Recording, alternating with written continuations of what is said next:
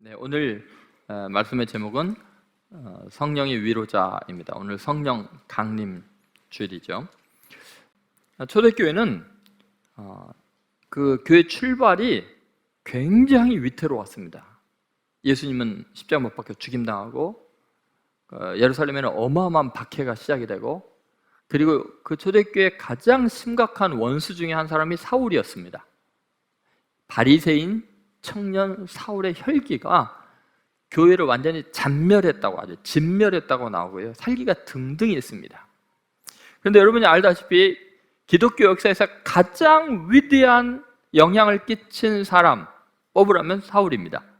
사울이 없는 기독교, 사울이 바울이 됐지만 그 바울이 없는 기독교는 상상을 못합니다. 그러면 기독교에 있어서 초대교회 그리스도인에게서 최악의 원수, 가장 진멸해야 될 핍박자는 사울이라는 청년, 바리새인 청년이었는데, 사실은 가장 위대한 기독교의 역사, 신약 성경의 대부분을 기록을 하고 복음서가 기록될 수 있는 신학적인 복음의 본질을 먼저 기록한 사람이 사울이에요. 그뿐만 아니라 유럽 전체를 복음화하는데 하나님께 가장 위대하게 쓰인 분이 사울입니다. 여러분 믿습니까? 그래서 여러분 생각해보면 오늘 그 본문전의 8장 1절에 예루살렘 교회에 큰 박해가 있고 고난이 있었는데, 오늘 본문 9장 31절에 보면 놀라운 이야기가 펼쳐져요. 자, 31절을 한번 보시죠. 같이 있습니다. 그리하여 온 유대와 갈릴리와 사마리아 교회가 평안하여 든든히 서가고 주를 경외함과 성령의 위로로 진행하여 수가 더 많아지니라. 아니, 조금 전까지 교회가 다 잔멸이 되고 너무나 큰 핍박 때문에 다 흩어지고 다 깨어졌다고 하잖아요. 그런데 교회가 어떻게 큰 위로 가운데도 든든히 세워지는 역사가 있었다는 거예요. 근데 그 누구 때문이에요? 바로 그 교회를 잔멸하려는 그 사울 때문에 교회가 더 크게 부흥하는 놀라운 역사가 일어났다는 거죠. 그러면 어떻게 그 사울이라는 악당이 바울이라는 위대한 사도 중의 사도로 바뀔 수 있었을까요? 거기에는 착하고 성령에 충만한 바나바라는 사람이 있었어요. 여러분, 그 시대는 절망적이었는데 초대교회 형편은 정말 보잘것없이 다 완전히 흩어진 상황인데, 한 사람, 바나바라는 사람이 이 모든 걸 뒤집어 놓는 거예요. 완전히 새롭게 하는 거예요. 왜요? 바나바는 성령이 충만한 사람이었어요. 착하고 믿음과 성령이 충만한 사람.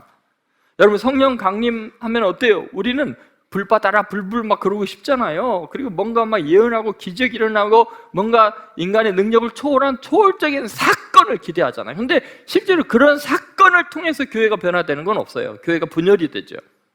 고린도 교회, 그 많은 은사들 때문에 교회가 박살이 나요.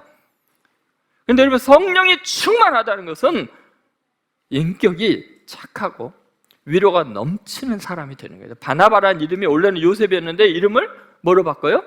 위로의 아들로 바꿔요. 바나바, 원래 요셉인데, 왜? 성령이 충만하니까 그 사람이 많은 사람을 위로하고 교회를 위로하는 거예요. 전 재산을 다 팔아서 교회 어려운 성도를 돕도록 교회 부흥을 위해서, 선교를 위해서 다 헌신하고, 절망 가운데 있는 사람들, 누구와도 어울릴 수 없는 사람들을 다 소개해주고 위로해주고 연결해주는 성령 충만한 착한 이 사람이 초대교회를 위대하게 만든 거예요.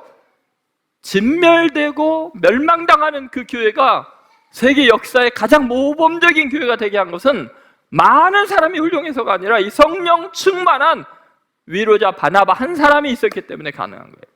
자, 도대체 성령 충만함이 뭔가?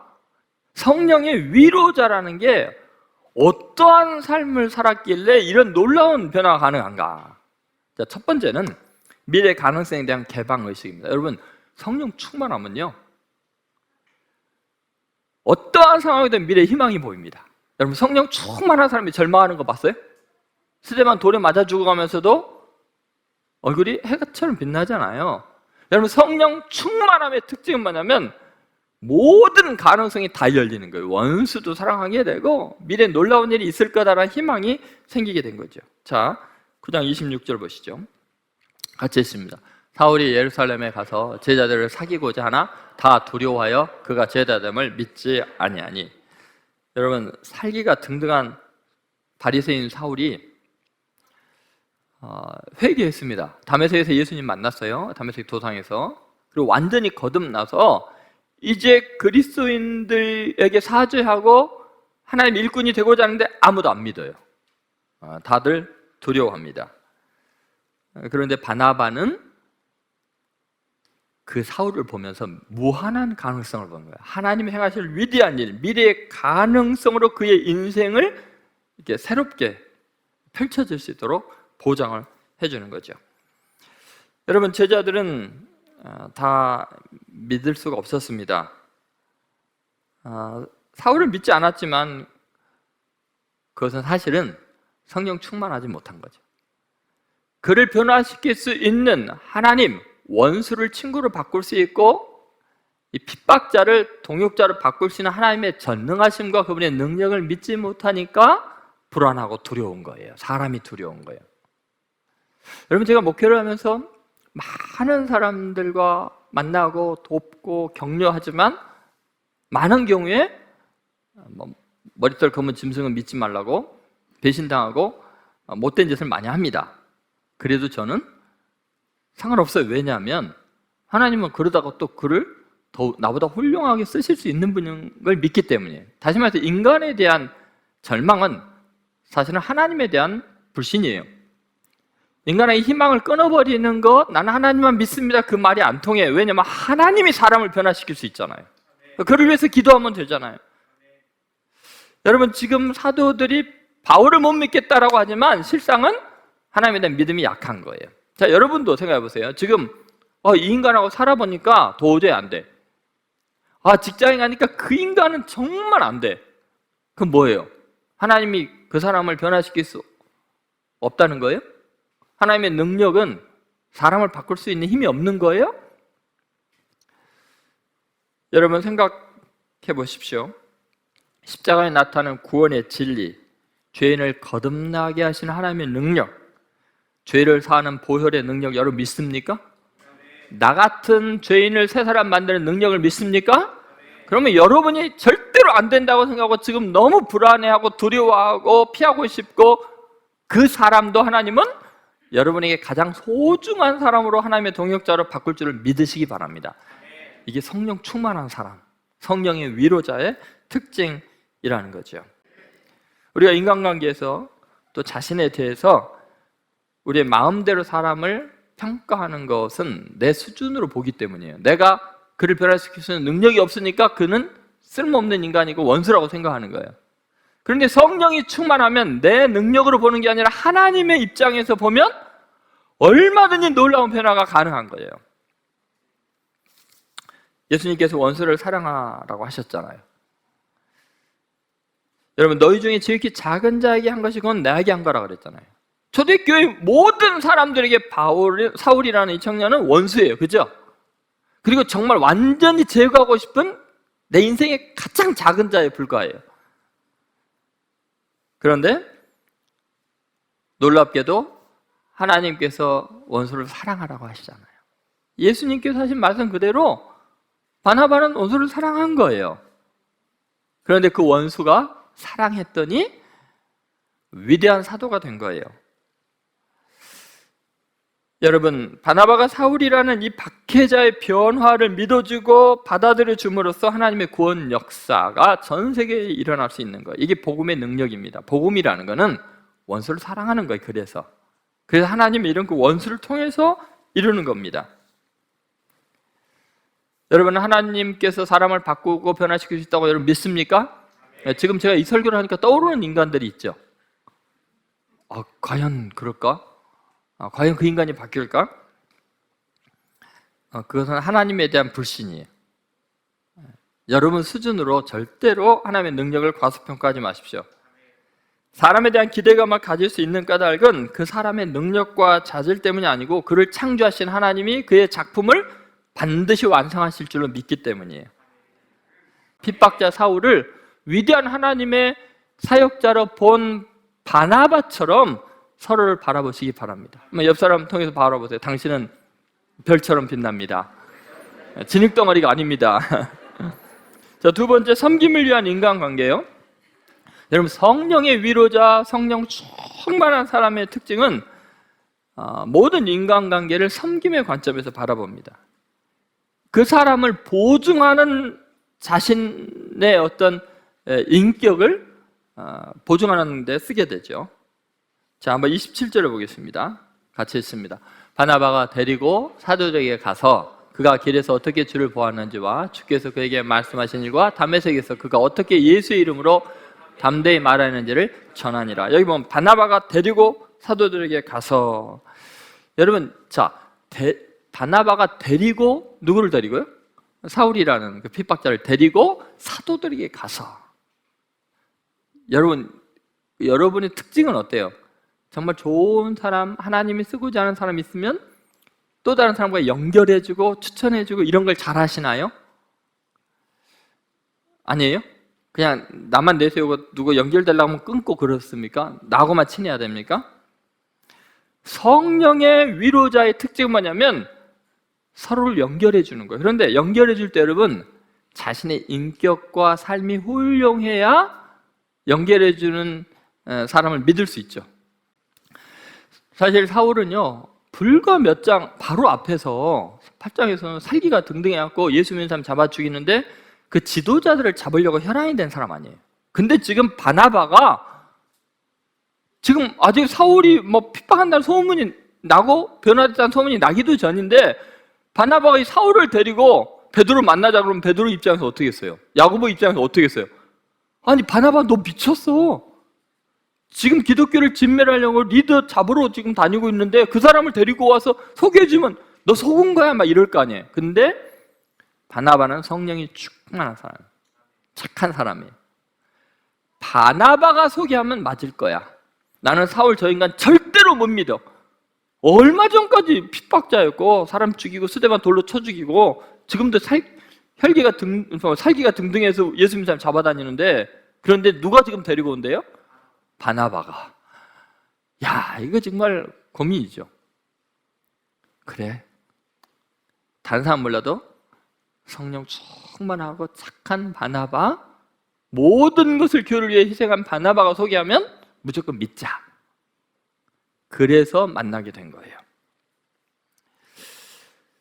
여러분, 4장 36절에 사도들이 이 바나바라는 사람의 이름을 지어준 겁니다. 교인들이 지어준 거예요. 원래 요셉이었는데 그냥 위로의 아들, 위로의 아들. 여러분, 사람들은 사울은 못 믿지만 누구는 믿어요? 바나바는 믿는 거예요. 그러니까 바나바가 추천한 사울을 믿고 쓸 수 있었던 거예요. 다시 말해서 바나바의 훌륭한 인격이 사울이라는 사람이 희망을 가질 수 있는 밑거름이 된 거예요. 바나바는 자기의 훌륭한 삶이 자기를 위하여서 쓰임받는 게 아니라 다른 사람을 위해서 쓰임받고 있고 끊어진 관계를 연결시키는 데 쓰임받고 있어요. 그의 거룩한 삶이 다른 사람의 삶의 결정적인 가치를 높여주는 데 쓰임받고 있고 교회를 새롭게 하는 데 위대하게 쓰임받고 있는 거예요. 물론 반대인 사람들도 많죠. 성령 충만하지 않고 혈기 충만하면 그러겠죠. 여러분, 우리는 바나바처럼 뭐 위대하게 쓰임받고 어려운 일 당하지만 그래도 보람있게 살 수도 있고 여호야다처럼 그렇게 사랑하는 자식이 죽는 결과가 나올 수도 있어요. 내가 누군가를 도와주면. 중요한 건 뭐예요? 사람을 끝까지 믿어주고 나라를 흥왕케 하기 위해서 헌신하는 거예요. 여러분, 사도들과 사울의 관계를 맺어주는 바나바의 수고와 헌신이 없었으면 초대교회는 존재하지 않아요. 지금의 전 세계 복음화 불가능해요. 사실 예수님께서 하신 일이 이런 일 아닙니까? 우리는 얼마나 죄악에 가득한 사람입니까? 그런데 우리가 하나님 앞에 의롭다함을 받는 것은 누가 보장해 줬어요? 누구죠? 예수님이 나의 죄를 위해서 십자가에 죽으시고 예수님이 이 사람 거듭난 사람입니다, 하나님의 자녀가 됐습니다 하고 예수님이 보장해줘서 불꽃 같은 눈으로 우리의 행실을 보시는 하나님이 우리의 죄를 덮어주신 거 아니에요. 예수님 때문에 우리가 하나님 앞에 선 거 아니에요. 맞습니까? 그러면 여러분도 똑같은 존재가 돼야 되잖아요. 그 대우를 받았으면 여러분의 존재가 누군가에게 보증이 되는 삶, 위로자가 되는 사람이 되어야 하지 않겠습니까? 우리가 연약할 때, 우리가 죄인 되었을 때, 우리가 원수 되었을 때 그리스도께서 우리를 위해서 죽으심으로 화목 제물이 되셔서 하나님과 우리를 연결시켜 준 거 아니에요. 여러분, 베드로는 자신을 하나님의 시각으로 바라보면서 다음과 같이 이야기를 했어요. 베드로가 사실 예수님 부인하고 저주했던 사람 아니에요.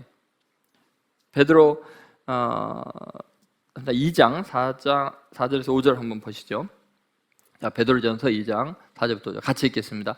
사람에게는 버림바가 되었으나 하나님께는 택하심을 입은 보배로운 산돌이신 예수께 나아가 너희도 산돌같이 신령한 집으로 세워지고 예수 그리스도로 말미암아 하나님이 기쁘게 받으실 신령한 제사를 드릴 거룩한 제사장이 될지라. 베드로는 예수님 부인하고 저주했는데 그 예수님이 내가 너를 위해서 기도하니까 걱정하지 말라고.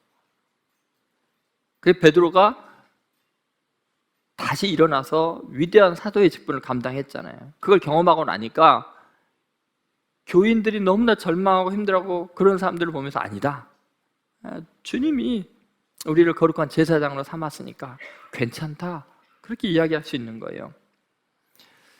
여러분, 저는 우리 예수님 교회가 정말 성령의 위로자로 가득하게 되길 바랍니다. 그런 교회가 되면 얼마나 좋겠어요. 그런 교회가 되기를 간절히 바랍니다. 세 번째, 굉장히 중요한 이야기인데요, 성령의 위로자의 특징은 사건에 대한 구속론적 시각을 가진 사람이에요. 자, 이게 무슨 말이냐면 사람을 보면서 주님만 드러내는 사람이에요. 그 사람의 행위를 보는 게 아니라 그 사람을 통해서 하나님이 뭘 하기를 원하시는가를 본다는 거예요. 자, 일어난 사건 속에서 하나님의 구속적인 사건, 하나님이 인류를 구원하기 위해서 어떤 일을 행하시는가를 보지 그 사람이 뭐를 행했느냐를 보지 않는다는 거죠. 자, 그 내용이 27절에 나와 있는데 정말 놀라운 이야기입니다. 한번 같이 읽어보겠습니다. 바나바가 데리고 사도들에게 가서 그가 길에서 어떻게 주를 보았는지와 주께서 그에게 말씀하신 일과 담에서 그가 어떻게 예수의 이름으로 담대히 말하는지를 전하니라. 자, 바나바가 이 사울이라는 청년을 데리고 사도들에게 가서 자, 무슨 말을 소개할 때 뭐를 소개하는 거예요? 그가 어떻게 주님을 보았는지, 만났는지, 주님께서 그에게 말씀하신 일, 뭔 말하느냐, 이방인을 그릇으로 삼겠다. 그리고 담에색에서 그가 어떻게 예수의 이름으로 담대히 말하면서 예수님의 복음을 전했는지를 사도들에게 말했다, 이렇게 나옵니다. 여러분, 이거 대단히 중요합니다. 바나바가 사울이라는 이 사람을 바라보는 이해의 시각이 어떠한지, 우리와 뭐가 다른지 느껴지십니까? 여러분, 바나바가 사울이라는 한 인물을 볼 때 하고 싶은 말이 얼마나 많겠어요. 이거 가말리엘 문화생입니다. 엄청나게 학식이 뛰어난 사람입니다. 말할 수 있잖아요. 이 사람 로마 시민권을 가진 사람입니다. 우리에게 오면 대단히 큰 유익이 될 수 있습니다. 이 사람에 대한 평가를 여러 가지 할 수 있어요. 사실은 이 인간이 옛날에 정말 못된 짓을 해갖고 스데반이 죽었습니다. 그리고 아무개 부모님도 얘 때문에 지금 감옥에 있습니다. 이런 말도 할 수 있잖아요. 근데 여러분, 지금 바나바가 사울을 바라볼 때 뭐만 보냐면 주님께서 그에게 어떻게 나타나셨는지, 주님께서 그에게 어떤 사명을 주셨는지, 그가 주님을 위해서 무슨 일을 행했는지 온통 주님을 통해서 그를 보는 거예요.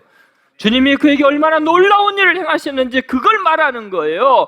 여러분, 우리가 성도들 간에 교제할 때 성령의 위로자의 특징, 성령 충만한 사람의 특징은 뭐냐면 이 사람이 과거에 어떤 죄를 지었는지, 이 사람이 부자인지 가난한지 학식이 뛰어난지 아무 상관없어요. 다 헛것입니다. 의미 있는 건 뭐냐? 주님이 이 사람에게 나타났다는, 주님이 이 사람을 구원했고 주님이 이 사람을 쓰기를 원하고 이 사람은 주를 위해서 그래도 헌신하는 사람이라고, 과거에 실수했고 죄지었지만 그것보다 더 중요한 것이 주님과의 관계라는 거예요. 여러분, 성도를 대할 때로 어떻게 보세요? 여러분, 가족 식구를 대할 때 이 사람이 나에게 어떤 행위를 했느냐, 나에게 어떤 반응을 했느냐, 내게 어떤 상처를 주냐, 맨날 이거 갖고 싸우시면 어떻게 성령 충만한 사람이 그리스도인입니까? 그리스도인은 누구도 직접적인 관계가 불가능해요. 반드시 주님을 통해서 보는 거예요. 예수님의 십자가를 통해서 보는 거예요. 예수님이 이 사람의 죄악을 다 완전히 도말한 그 십자가의 보혈을 통해서 그 사람을 보면 이제 하나님이 이 사람을 얼마나 사랑했는지, 하나님이 이 사람을 얼마나 위대하게 앞으로 쓰실 건지를 보는 거예요. 그 사람이 나를 아프게 했느냐 안 했느냐 상관없어요. 여러분, 바나바가 사울이 얼마나 자기를 힘들게 합니까? 근데 그거보다 더 중요한 게 뭐예요? 주님을 통해서 보니까 이 사람은 주의 복음을 전하는데 목숨을 거는 사람이에요. 나한테 대들어도 괜찮아. 하나님께 쓰임 받으면 되는 거예요. 이게 성령 충만한 사람의 특징이에요. 성령의 위로자들은 사람을 주님의 시각으로 보고 있는 거예요. 여러분, 왜 이게 가능할까? 주님의 은혜를 경험한 사람은 그 은혜의 시각으로 보기 때문에 가능해요. 그래서 바울이요, 이걸 나중에 깨닫습니다. 그래서 고린도 후서 5장에 보면 그런 이야기를 해요. 이제 내가 더 이상 사람을 육체대로 보지 않는다. 예전에는 나도 그렇게 봤지만 오직 그리스도 예수 안에 있으면 모든 사람이 새로운 피조물이다. 여러분, 사실 하나님의 쓰신 사람들을 보면 개인적인 관계 속에서 형편없는 사람들이 많아요. 모세 한번 생각해 보세요. 가나안 레위인 노예의 아들이었어요. 기드온 탈곡하는 자였어요. 다윗은 양치기 소년에 불과했어요. 셰익스피어 도살자의 아들이었어요. 종교개혁을 한 위대한 신학자인 멜랑이톤 무구사의 아들이었어요. 가죽 다지는 사람 아들이었어요. 여러분 한번 생각해 보세요. 루터는 가난한 정년업자의 아들이었고요. 또 성서를 인도어로 번역한 윌리엄 캐리는 구두장이었어요. 또 중국어로 번역한 모리스는 구두골, 이렇게 나무 그 구두 모양 있죠, 만드는 그 골을 만드는 사람이었어요. 예수님은 누구였어요? 목수의 아들이었어요. 갈릴리 나사렛 촌 사람이었어요. 거기서 무슨 선한 것이 날 수 있느냐? 여기 보세요. 세상적인 평가라는 건요, 아무런 가치가 없어요. 세상 사람들이 한 사람을 규정하고 이렇게 훌륭한 사람, 뭐 인재 뽑고 이런 것들이요, 하나님의 시각이 아니면 전부 다 왜곡된 거예요. 하나님은 얼마든지 위대한 인물들을 이렇게 만들 수 있는 거예요. 성령의 위로자는 그래서 이렇게 사람들과의 관계를 회복시키는 거예요. 영적인 관계 속에서 바라보죠. 이것이 바로 이 세상의 희망입니다. 부디 바나바와 같은 성령의 위로자가 여러분 가운데 많이 나오기를 바랍니다. 여러분의 왕권을 주님 앞에 내려놓기를 바랍니다. 자, 세 가지 우리 성령의 위로자의 특징을 이야기했습니다. 첫 번째는 뭐예요? 미래 가능성에 대한 개방의식이에요. 여러분, 모든 사람의 미래를 하나님의 손에 맡기십시오. 여러분 수준에서 내가 못 변화시키니까 너는 여기서 끝, 그러면 안 돼요. 자기가 하나님이 되는 거죠. 하나님의 변화의 능력을 믿으시기 바랍니다. 두 번째는 뭐예요? 섬김을 위한 인간관계예요. 그러니까 내가 보증자로서 내 인격이 사용돼야 되는 거예요. 나 때문에 다른 사람이 세워지는 그런 서로 연결하는 거예요. 왜냐하면 세 번째는 뭐죠? 사건에 대한 구성론적인 시각이에요. 사람을 보면서 주님을 통해서 보는 거예요. 주님의 행하신 일을 보는 거지 그 사람 자체를 나와의 관계에서 직접적으로 보지 않고 하나님을 통해서 볼 때 이렇게 성령의 위로가 넘치는 놀라운 기적의 사건이 일어나는 줄을 믿습니다. 저는 우리 예수님 교회가 이런 희망이 있다고 생각해요. 여기 바나바 같은 훌륭한 사람들, 성령의 위로자가 가득한 교회, 그래서 교회를 교회되게 하는 역사를 이루게 될 줄로 믿습니다.